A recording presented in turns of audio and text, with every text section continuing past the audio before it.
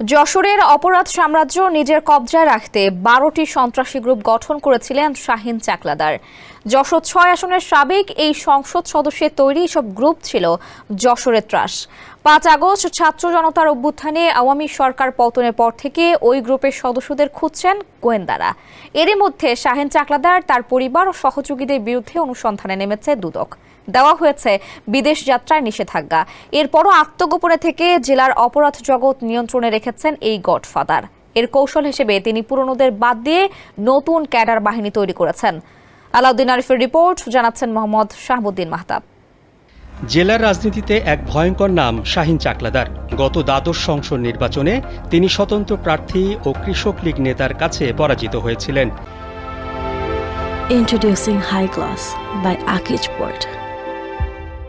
নির্বাচনে হারলেও যশোরের আন্ডারওয়ার্ল্ডে তার আধিপত্য এক বিন্দু কমে